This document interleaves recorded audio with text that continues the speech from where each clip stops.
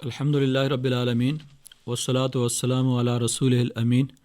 اما بعد فاعوذ باللہ من الشیطان الرجیم بسم اللہ الرحمن الرحیم۔ یہ ایک سوال ہے کہ کیا انجیکشن یا ڈرپ لگانے سے روزہ ٹوٹ جاتا ہے، یا اگر کوئی شخص خون دیتا ہے یا مریض کو خون لگایا جاتا ہے تو کیا اس سے روزہ ٹوٹ جاتا ہے؟ روزہ ٹوٹنے کی جو شرائط ہیں وہ یہ ہیں کہ اگر کوئی دوا یا غذا معدے یا دماغ تک منہ یا ناک کے راستے پہنچے تو اس سے روزہ ٹوٹ جاتا ہے، چونکہ منہ اور ناک معدے تک خوراک اور دوا پہنچانے کے براہ راست راستے ہیں۔ اس کے علاوہ کسی اور طریقے سے اگر جسم کے اندر دوا پہنچائی جاتی ہے تو اس سے روزہ نہیں ٹوٹتا۔ اس اصول کے مطابق انجیکشن یا ڈرپ سے روزہ نہیں ٹوٹتا۔ دوا معدے میں پہنچتی ہے لیکن براہ راست منہ یا ناک کے راستے سے نہیں پہنچتی، لیکن اس کے باوجود علماء اس حوالے سے احتیاط اور افضل پہلو یہ ذکر کرتے ہیں کہ بغیر ضرورت یا مجبوری کے روزے کی حالت میں انجیکشن نہیں لگوانا چاہیے۔ مغرب کے بعد یا ایسے اوقات میں جو روزے کا وقت نہ ہو اس میں لگوایا جا سکتا ہے۔ تو انجیکشن کے ذریعے خون نکالنے سے بھی روزہ نہیں ٹوٹتا، کیونکہ روزہ ٹوٹنے کے لیے شرط ہے کہ دوا یا غذا معدے یا دماغ تک منہ یا ناک کے راستے پہنچے، اور ظاہر ہے کہ خون نکالنے سے کوئی چیز جسم کے اندر نہیں جاتی بلکہ جسم سے باہر نکلتی ہے۔ البتہ خون دینے کی شکل میں روزہ توڑنے کا مشورہ اس صورت میں دیا جا سکتا ہے جب روزہ رکھنے سے مرض کی شدت پیدا ہو جائے اور زیادہ کمزوری کا اندیشہ ہو، تو ایسی صورت میں بھی روزے کی حالت میں مناسب نہیں ہے کہ خون دیا جائے، اس لیے کہ بعض اوقات اس بات کا اندیشہ ہوتا ہے کہ خون دینے کے بعد خون دینے والے کو جسمانی کمزوری ہو اور ممکن ہے کہ وہ اس کمزوری کی وجہ سے شام تک اپنا روزہ پورا نہ کر سکے۔ اس سوال کا دوسرا حصہ یہ تھا کہ روزے کے بارے میں چند ضروری جو مسائل ہیں وہ ذکر کیے جائیں۔ روزے کے حوالے سے چند بنیادی چیزیں یہ ہیں کہ اگر کوئی شخص روزے کی حالت میں تیل لگاتا ہے، سرما لگاتا ہے، خوشبو لگاتا ہے، مسواک کرتا ہے تو یہ تمام صورتیں جائز ہیں، ان سے روزہ نہیں ٹوٹتا۔ اسی طرح بعض اوقات روزے کی نیت کے بارے میں پوچھا جاتا ہے، تو روزے کی نیت کے لیے یہ ضروری نہیں ہے کہ لازماً الفاظ ہی سے نیت کی جائے اور مخصوص الفاظ پڑھے جائیں تو تب ہی روزہ ہوگا، بلکہ دل میں ارادہ کر لیا جائے کہ میں نے روزہ رکھنا ہے، رات کو کر لیا جائے، سحری کے وقت کر لیا جائے۔ تو جس وقت بھی روزے کی نیت اور ارادہ کر لیا جائے نیت پورا ہو جاتی ہے۔ بعض لوگوں کا خیال یہ ہوتا ہے کہ جس وقت تک مخصوص الفاظ میں نیت نہ کی جائے اس وقت تک روزہ نہیں ہوتا، ایسی کوئی بات نہیں ہے۔ نیت ارادے کا نام ہوتا ہے اور اس کے لیے زبان سے اس کا اظہار کرنا ضروری نہیں ہے۔ البتہ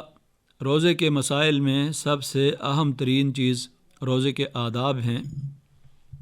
اور روزے کا بنیادی مقصد ہے کہ اس کی حقیقی روح اور مقصد سے آگاہ ہونا ضروری ہے، کیونکہ قرآن مقدس کے اندر اللہ تبارک و تعالی نے روزے کا مقصد یہ ذکر کیا، لعلکم تتقون، کہ روزہ دار کی زندگی، اس کی سیرت اور کردار کے اندر خدا ترسی آ جائے، اللہ تعالیٰ کا خوف، یعنی اللہ تبارک و تعالیٰ کی ناراضگی کا خوف اس کے دل کے اندر راسخ ہو۔ اس لیے کہ جب ایک شخص روزہ رکھتا ہے تو اس کے ذہن میں، دل و دماغ کے اندر یہ بات اچھی طرح راسخ ہوتی ہے کہ اس کا کوئی خالق اور مالک ہے جو اسے ہر لمحہ خلوت اور جلوت کے اندر دیکھ رہا ہے۔ اللہ تعالیٰ کے سامنے جواب دہی کا احساس ہوتا ہے، اور 30 دن تک مسلسل یہی احساس پیدا کیا جاتا ہے اور اس کی تربیت ہوتی ہے تاکہ وہ زندگی کے باقی معاملات بھی اللہ تعالیٰ کے سامنے جواب دہی کے احساس سے گزار سکے۔ اور جب اسے یہ احساس ہوگا کہ میرا خالق اور مالک مجھے دیکھ رہا ہے اور وہ تنہائی میں بھی پانی کا ایک قطرہ اپنے حلق سے نیچے نہیں اتارتا، اگرچہ وہ لوگوں سے بچ سکتا ہے، لوگوں کی نگاہ سے وہ چھپ سکتا ہے، لیکن اسے یہ یقین ہوتا ہے کہ اللہ تعالیٰ تو دیکھ رہا ہے۔ اب یہ جو ایمانی کیفیت ہے، یہ کیفیت انسان کے اندر پوری زندگی کے اندر ایک خدا ترسی کا رویہ پیدا کرتی ہے کہ انسان قدم قدم پر ہر معاملے میں یہ سوچتا ہے کہ یہ کام جو میں کرنے جا رہا ہوں یہ اللہ تعالیٰ کی پسند ہے اس میں یا ناپسند ہے۔ اگر ناپسند ہے اور اس کی ناراضگی ہے تو مجھے اس سے بچنا چاہیے، اگر اس کی رضامندی ہے اور پسند ہے تو مجھے یہ کام کرنا چاہیے۔ تو ہر قدم پر وہ اللہ تعالیٰ کی پسند اور ناپسند کو دیکھتا ہے۔ جہاں پر بھی شیطان اس کے دل میں کوئی وسوسہ اندازی کرتا ہے، کسی جرم پر اسے اکساتا ہے، گناہ پر اکساتا ہے، تو فوراً اس کے ذہن کے اندر یہ بات آتی ہے کہ مجھے میرا رب دیکھ رہا ہے۔ یہی وجہ ہے کہ نبی اکرم صلی اللہ علیہ وسلم نے ایسے روزے دار جو کہ روزہ رکھنے کے بعد بھی وہ جھوٹ سے نہ بچتا ہو اور روزے کی حالت میں بھی غلط بیانی کرتا ہو، جھوٹ بولتا ہو، تو نبی اکرم صلی اللہ علیہ وسلم نے فرمایا من لم یدع قول الزور والعمل به فلیس للہ حاجۃ ان یدع طعامہ وشرابہ، کہ جو آدمی روزہ رکھ کر بھی جھوٹ بولنا نہیں چھوڑتا اور جھوٹ پر عمل کرنا نہیں چھوڑتا، تو اللہ تعالیٰ کو اس بات کی کوئی حاجت اور ضرورت نہیں ہے کہ وہ اپنے آپ کو بھوکا اور پیاسا رکھے۔ گویا اللہ تعالیٰ کے نزدیک کوئی بھوکا اور پیاسا رہنا یہ مقصود نہیں ہے، بلکہ جائز کاموں سے روک کر اللہ تبارک و تعالیٰ نے اسے یہ احساس دلایا ہے کہ جس ذات نے تجھے حلال چیزوں سے، پانی سے، کھانے سے منع کیا ہے، اس کی ناجائز کردہ چیزوں سے اور حرام کردہ چیزوں سے بھی اپنے آپ کو بچاؤ۔ اگر وہ ایک جائز چیز سے رکتا ہے لیکن جھوٹ، حرام، غیبت اور دوسروں کی حق تلفی، اور بالخصوص رمضان المبارک میں جس طریقے سے ایک ماحول پیدا ہوتا ہے کہ ہمارا تاجر طبقہ ذخیرہ اندوزی شروع کر دیتا ہے اور چیزوں کی قیمتیں بڑھانا شروع کر دیتا ہے، اور بالعموم کہا جاتا ہے کہ یہ ہمارا سیزن ہے، ہمارا کمانے کا وقت ہے، تو یہ جو طرز عمل ہے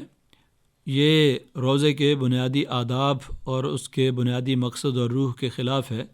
کہ ایک آدمی روزہ رکھ کر ذخیرہ اندوزی کرتا ہے، روزہ رکھ کر وہ چیزوں کی قیمتیں بڑھاتا ہے۔ ہونا تو یہ چاہیے کہ اس موسم میں اور اس عرصے میں تقوی اور خدا ترسی کا تقاضا یہ ہے کہ وہ کم سے کم منافع کمائے اور زیادہ سے زیادہ دوسرے لوگوں کو فائدہ پہنچانے کی کوشش کرے، اس لیے کہ جب ایک آدمی خود بھوکا رہتا ہے صبح سے شام تک تو اس کو دوسرے لوگوں کی بھوک کا، اس کی ضرورت اور ان کی دیگر جو ضروری چیزیں ہوتی ہیں ان کا احساس بھی ہوتا ہے۔ لیکن اگر کوئی شخص خود بھوکا پیاسا رہتا ہے لیکن دوسرے غریب لوگوں کا خون نچوڑتا ہے اور ذخیرہ اندوزی بھی کرتا ہے، حرام چیزوں سے رمضان کے اندر بھی روزے کی حالت میں نہیں بچتا، تو اس کا مطلب ہے کہ اس نے روزے کے مقصد کو اور اس کی حقیقی روح کو نہیں پہچانا۔ تو اس لیے ضروری ہے کہ ہمیں روزے کے آداب سے بھی آگاہ ہونا چاہیے، اور صبح سے لے کر شام تک اگر ہم روزے کا اہتمام کرتے ہیں، بھوکے پیاسے رہتے ہیں، قرآن مجید کی تلاوت کرتے ہیں، رات کو تراویح میں کھڑے ہوتے ہیں، قرآن مجید سنتے ہیں، تو صبح سے لے کر شام تک اگر ہم یہ نیک اعمال کرتے ہیں تو ان کی قبولیت کا دار و مدار بھی اس بات پر ہے کہ ہم اللہ تبارک و تعالیٰ کا حکم اور اس کی عبادت سمجھ کر یہ سارے کام کریں، محض رسم و رواج سمجھ کر دوسروں کی دیکھا دیکھی یہ کام نہ کریں۔ شعوری طور پر اس عبادت کو ادا کرنے کا لازمی نتیجہ یہ ہوگا کہ ہماری زندگیوں کے اندر تبدیلی آئے گی، ہماری سیرت اور کردار تبدیل ہوں گے، ہمارے رویوں کے اندر تبدیلی آئے گی، اور وہ طرز عمل جو ہمارے ہاں معاشرے کے اندر بالعموم دیکھا جاتا ہے کہ روزے میں جھوٹ بھی بولا جاتا ہے، گالیاں بھی دی جاتی ہیں، حرام بھی کھایا جاتا ہے، تو یہ طرز عمل ایک مسلمان کا نہیں ہو سکتا جو حقیقی معنوں میں اللہ تبارک و تعالیٰ کی بندگی کا دعویٰ کرتا ہے اور وہ یہ سمجھتا ہے کہ وہ اللہ تبارک و تعالیٰ کا یہ حکم سمجھ کر روزہ رکھتا ہے، تو ظاہر ہے کہ دیگر احکام بھی اللہ تعالیٰ کے دیے ہوئے ہیں، ان کی اگر نافرمانی کرتا ہے، اس کی حدود کو پامال کرتا ہے تو یہ بہت بڑا جرم ہے۔ دعا ہے کہ اللہ تبارک و تعالیٰ ہمیں روزے کے آداب کو اور ان کے مسائل کو سمجھنے کی اور اس کے مطابق روزہ رکھنے کی توفیق عطا فرمائے۔